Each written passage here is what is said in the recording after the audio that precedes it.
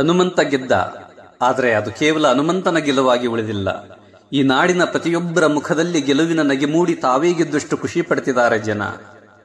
ಗೆಲುವಿಗಾಗಿ ಹೋದವರೆಲ್ಲ ಸೋತು ಹೊರಬಂದರು. ಸೋಲು ಗೆಲುವುಗಳ ನಿರೀಕ್ಷೆ ಮಾಡದ ಹನುಮಂತ ಗೆದ್ದೇ ಬಿಟ್ಟ. ಮಾಡುವ ಕೆಲಸದಲ್ಲಿ ಶ್ರದ್ಧೆಯನ್ನು ಎಲ್ಲೂ ಬಿಡದೆ ಆಟಕ್ಕಾಗಿ ಆಟವನ್ನಾಡಿದ ಅಷ್ಟೇ. ನಿನ್ನ ಕೆಲಸ ನೀನು ಮಾಡು, ಪ್ರತಿಫಲಾಪೇಕ್ಷೆಯನ್ನು ನನಗೆ ಬಿಡು ಅಂತ ಪರಮಾತ್ಮನ ಮಾತನ್ನ ಚಾಚೂ ತಪ್ಪದೆ ನಡೆಸಿದ ಹನುಮಂತ ಕೊನೆಗೂ ಗೆದ್ದು ಬಿಟ್ಟ. ಟ್ರೋಫಿ ದುಡ್ಡು ಗೆದ್ದುದಕ್ಕಿಂತ ಹೆಚ್ಚಾಗಿ ಆಗದ ವೈರಿಯ ಎದೆಯಲ್ಲೂ ಪ್ರೀತಿಯನ್ನ ಹುಟ್ಟಿಸುವ ಆತನ ನಡೆನುಡಿಯುತ್ತಲ್ಲ, ಅದು ಎಲ್ಲರೂ ಕಲಿಯಬೇಕಾದಂತ ಗುಣ. ಎಷ್ಟು ಸರಳ ಹನುಮಂತ. ಅಲ್ಪನಿಗೆ ಐಶ್ವರ್ಯ ಬಂದ್ರೆ ಅರ್ಧರಾತ್ರಿಲಿ ಕೊಡೆ ಹಿಡಿದ್ರಂತೆ ಅನ್ನೋ ಗಾದೆ ನಿಜ ಆಗಿರೋ ಕಾಲದಲ್ಲಿ ಹನುಮಂತ ಏನೇ ಬಂದ್ರೂ ಯಾವತ್ತೂ ತನ್ನ ಬಿಡದೆ ಆಡಿದ. ಅವನು ಅವನಾಗಿ ಇದ್ದ ಕೂಡ. ಬಿಗ್ ಬಾಸ್ ಸ್ಪರ್ಧೆಗೆ ಆಯ್ಕೆಯಾಗಿ ಒಳಗೋಗುವ ಎಲ್ಲ ಸ್ಪರ್ಧಿಗಳು ಹೇಳಿದ್ದು ಒಂದೇ, ನನ್ನ ನಾನು ಕಾಪಾಡ್ಕೋತೀನಿ ಅಂತ. ಯಾವುದೇ ಸನ್ನಿವೇಶಗಳಿಗೆ ಭಾವಾವೇಶಕ್ಕೊಳಗಾಗಿ ವಿಪರೀತಕ್ಕೊಳಗಾದಾಗಲೇ ನಮ್ಮತನ ಅನ್ನೋದು ಏನು ಅಂತ ಹೊರಗೆ ಬರೋದು, ಮುಖವಾಡಗಳೆಲ್ಲ ಕಳಚಿ ಬೀಳೋದು. ಹಾಗಾಗಿಯೇ ಯಾವುದನ್ನ ನಮ್ಮತನ ಅಂತ ಅನ್ಕೊಂಡಿರ್ತೀವೋ ಅದನ್ನ ಉಳಿಸುವ ವ್ಯರ್ಥ ಪ್ರಯತ್ನ ಮಾಡೋರೇ ಎಲ್ಲ ಈ ಜಗತ್ತಲ್ಲಿ. ಹನುಮಂತ ಓದಿದ್ದು ಕಡಿಮೆ, ಆದ್ರೆ ಓದು ಒಕ್ಕಾಲು ಬುದ್ಧಿ ಮುಕ್ಕಾಲು ಅನ್ನೋ ಗಾದೆ ಹನುಮಂತನ ವಿಷಯದಲ್ಲಿ ಮತ್ತೆ ಸಾಬೀತಾಯಿತು. ಸಾಮಾನ್ಯನೊಬ್ಬನೊಳಗಿನ ಅಸಾಮಾನ್ಯ ಶಕ್ತಿ ಮತ್ತು ಯುಕ್ತಿಯ ಮಾದರಿಯಾಗಿ ಮೂಡಿದ, ಆಟವನ್ನ ಆಟವಾಗಿ ನೋಡಿದ, ಆಡಿದ. ಯಾವ ಸಂಬಂಧಗಳನ್ನ ಗೌರವಿಸಬೇಕು, ಯಾವ ಸಂಬಂಧಗಳನ್ನ ಪ್ರೀತಿಸಬೇಕು ಅನ್ನೋ ಸೂಕ್ಷ್ಮತೆಯನ್ನ ಮೆರೆದ. ಹಾಗಾಗಿಯೇ ಗೆಲ್ಲುವವರಿಗೂ ಉಳಿದ.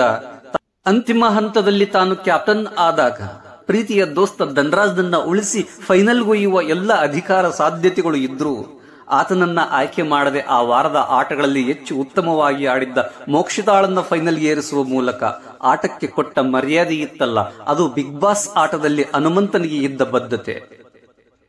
ಈ ಬದ್ಧತೆಯನ್ನು ತೋರಬೇಕಾದ ಜವಾಬ್ದಾರಿ ದೇಶದ ಪ್ರತಿಯೊಬ್ಬ ಮತದಾರರಿಗೂ ಪ್ರತಿ 5 ವರ್ಷಗಳಿಗೊಮ್ಮೆ ಬರುತ್ತೆ.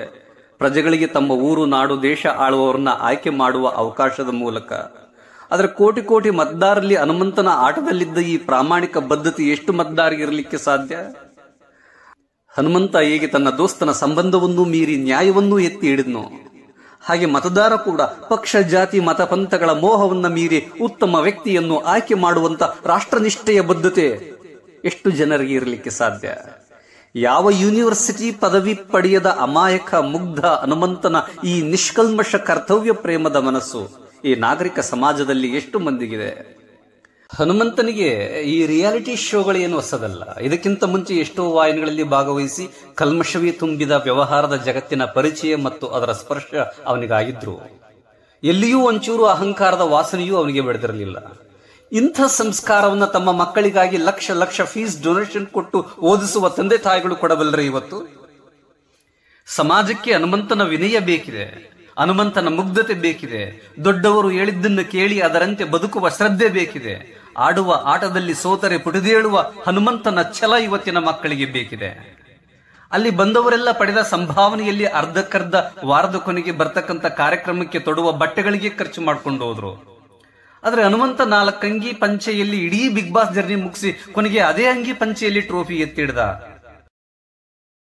ಅಲ್ಲಿದ್ದವರೆಲ್ಲ ಸುದೀಪ್ ಅವರನ್ನ ಅಣ್ಣ ನೀನು ನೋಡೋದೇ ಭಾಗ್ಯ, ನೀನು ಹಾಗೆ ಹೀಗೆ ಅನ್ನೋ ವ್ಯವಹಾರದ ಮಾತುಗಳನ್ನ ಆಡ್ತಿದ್ರೆ ವಿನಃ ಸುದೀಪ್ ಅವರ ಜಾಕೆಟ್, ಅವರು ಬಳಸ್ತಕ್ಕಂಥ ವಸ್ತುಗಳ ಮೇಲೆ ಪ್ರೀತಿಯನ್ನ ಕಂಡ್ರೆ ವಿನಃ ಅದ್ರ ಆಚೆಗೆ ಹೃದಯದಿಂದ ಪ್ರೀತಿ ಹೊರಹೊಮ್ಮಲೇ ಇಲ್ಲ. ಆದ್ರೆ ಹನುಮಂತ ಆತರ ಯಾವ ಮಾತುಗಳನ್ನಾಡದೆ ಸುದೀಪ್ ಅವರು ಕಾಣುತ್ತಲ್ಲಿ ಅವರ ಪಾದಗಳಿಗೆ ಅಡ್ಡ ಬೀಳುವ ತನ್ನ ಭಕ್ತಿಯಲ್ಲಿ, ನಿಷ್ಕಲ್ಮಶ ಪ್ರೀತಿಯಲ್ಲಿ ಸುದೀಪ್ ಅವರನ್ನೇ ಬೆರಗುಗೊಳಿಸಿದ. ಅವರೇ ಆತನಿಗೆ ಕೈ ಮುಗಿಯುವ ಪ್ರೇಮವನ್ನ ಗಳಿಸಿಕೊಂಡ. ಅವರೂ ಅವನಿಗೆ ಸೋತು ಹೋಗುವಂತಹ ಪ್ರೀತಿಯ ಮೂರ್ತಿಯಾಗಿ ಒಡಮೂಡಿದ. ಯಾವ ಆಡಂಬರಗಳೂ ಅವನ ಸರಳತೆಯ ಮುಂದೆ ಉಳಿಯಲಿಲ್ಲ. ಎಂಥದ್ದೇ ಸನ್ನಿವೇಶದಲ್ಲಿ ಎಷ್ಟೇ ತನಗಿಂತ ಆಳೆತ್ತರದ ದಂಡಿಸಿ ಗಳಿಸಿದ ದೇಹವುಳ್ಳ ಎದುರಾಳಿಗಳಿದ್ದರೂ ಸತ್ಯವನ್ನ ಹೇಳಲು ಹಿಂಜರಿಯದ ಹನುಮಂತನ ಆ ದೃಢ ನಿಶ್ಚಲತೆಯ ಗುಣವನ್ನ ಇವತ್ತು ಎಷ್ಟು ಜನರಲ್ಲಿ ಇಲ್ಲ, ಮಕ್ಕಳಲ್ಲಿ ಕಾಣಲಿಕ್ಕೆ ಸಾಧ್ಯ? ಹನುಮಂತ ಬಿಗ್ ಬಾಸ್ ಮನೆಯೊಳಗೆ ಬಂದ ಒಂದೇ ವಾರದಲ್ಲಿ ಗೊತ್ತಾಗಿತ್ತು ನಾಡಿನ ಜನತೆಗೆ ಹನುಮಂತನೇ ವಿನ್ನರ್ ಅಂತ. ಯಾಕಂದ್ರೆ ತಾನಾಗಿದ್ದ, ತನ್ನ ಇತಿಮಿತಿಗಳ ಅರಿವಿನಲ್ಲಿ ಪ್ರಾಮಾಣಿಕತೆ ಮತ್ತು ಹಾಕಬೇಕಾದ ಶ್ರಮದಲ್ಲಿ ಎಲ್ಲೂ ಎಡವಲಿಲ್ಲ. ಲಾಭ ಆಗುತ್ತೆ ಅಂದ್ರೆ 6 ಕೊಟ್ರೆ ಅತ್ತೆ ಕಡೆ, 3 ಕೊಟ್ರೆ ಮಾವನ ಕಡೆ ಅನ್ನೋ ಕಾಲದಲ್ಲಿ ತನ್ನ ನಿಯತ್ತಿಗೆ ತಾನು ಅಂಟಿಕೊಂಡ ಹನುಮಂತ ಗೆಲುವು ತನ್ನ ಬಳಿ ಬರುವಂತೆ ಮಾಡಿಕೊಂಡ. ಜಿಮ್ಗೋಗಿ ಫಾಸ್ಟ್ ಫುಡ್ ತಿಂದು 6 ಪ್ಯಾಕ್ ಗಳಿಸಿದ ದೇಹಗಳೆಲ್ಲ ರೊಟ್ಟಿ ಮುದ್ದೆ ತಿಂದ ಹನುಮಂತನ ಸಣಕಲು ದೇಹದ ಮುಂದೆ ಬಿಗ್ ಬಾಸ್ ಕೊಟ್ಟ ಟಾಸ್ಕ್ಗಳಲ್ಲಿ ಮಂಡಿ ಊರಿದ್ದನ್ನ ಕಂಡ್ರೆ ಇವತ್ತಿನ ನಗರದ ಮಂದಿ ತಮ್ಮ ಊಟದ ವಿಷಯದಲ್ಲೂ ಬದಲಾವಣೆ ಮಾಡಿಕೊಳ್ಳುವ ಜರೂರತ್ತನ್ನು ತೋರಿಸಿಕೊಟ್ಟ ಹನುಮಂತ.